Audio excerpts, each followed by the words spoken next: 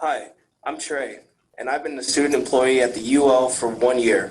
This topic is important to me because often I'm the first point of contact when customers come into the office.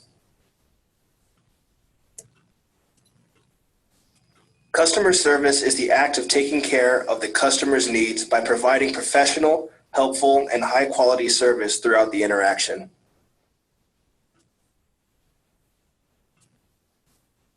Who are your customers at UO?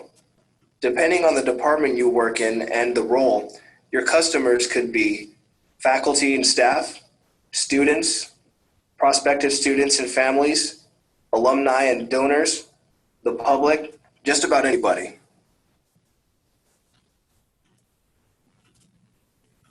Think of a time that you had great customer service.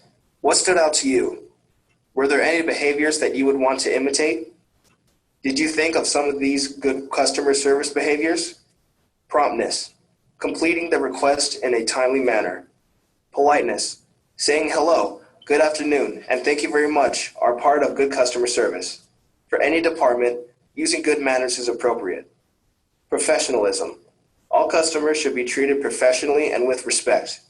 This means use your skills and knowledge to meet the customer's needs to the best of your ability and keep calm even if they are not.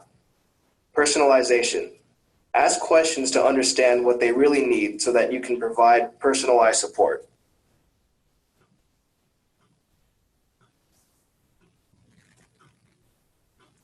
Always remember to be approachable, greet the customer even if you are busy, and let the customer know you are willing to help. Listen to the customer and ask clarifying questions so you're sure you understand what they need.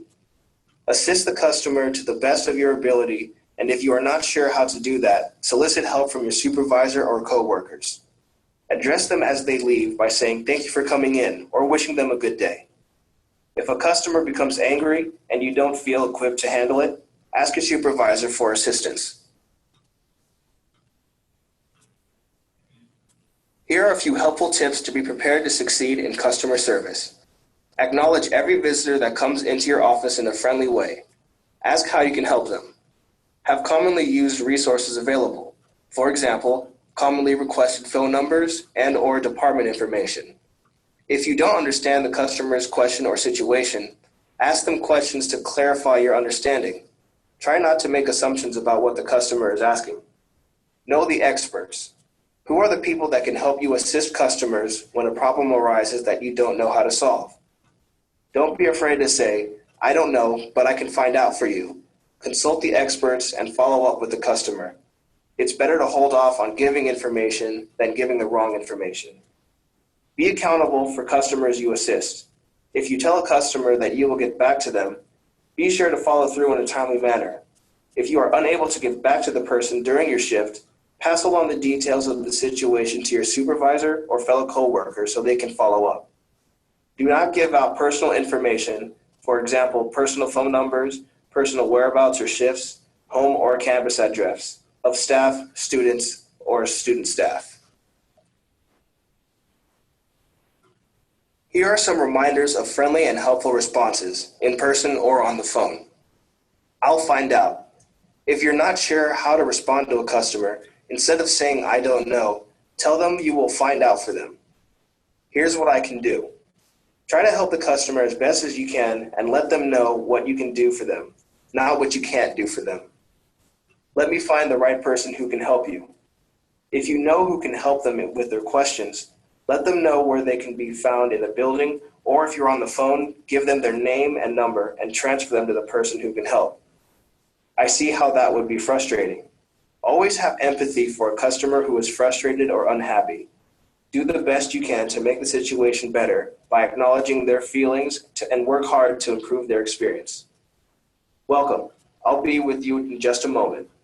Always acknowledge a customer who has come into your office and who may need to wait because you are helping someone else.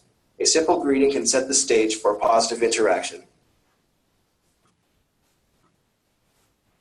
Here are some tips for answering the phone.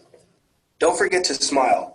Your voice sounds different when you speak with a smile, and the person on the other end will notice. Greet the caller. Thank you for calling the Urban Memorial Union Department. This is Trey. How can I help you? Ask for the customer's name. and use it in the conversation. Every time you do, you will forge a more personal connection. Also, using their name will keep you from making assumptions about their gender and using incorrect gender pronouns such as Mr., Mrs., or Sir. Verbal nods are those tiny utterances you make when someone else is speaking. Ah, I see. Right. Usually come naturally to people when on the phone. But these really help to confirm that you are listening to the caller. When transferring calls, give them the name and number of the person you are transferring them to in case the call gets disconnected. Do not keep the customer on hold for too long. If you are using a multi-line phone, you'll need some training and practice to ensure that you are getting back to all your callers in a timely manner.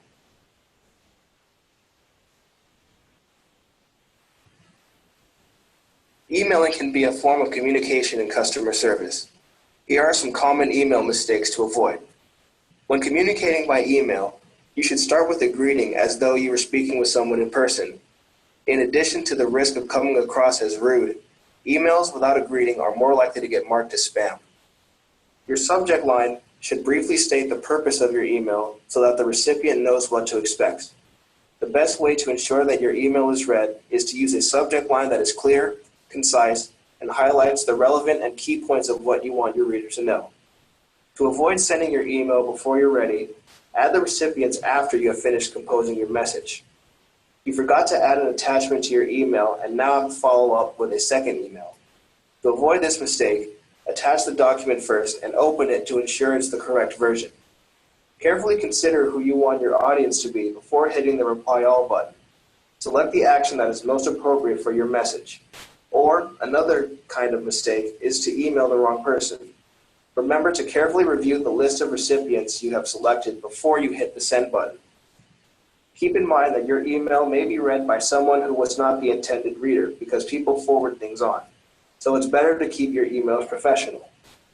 Even though emailing is not the same as writing a physical letter, you should still use proper grammar and formatting. Your email should not look like your text messages. And always proofread your emails before sending them. A sloppy email with a lot of typos may have your reader lose confidence in you. Thanks for viewing this student-employee video on customer service. We encourage you to speak to your supervisor about their idea of great customer service in their department.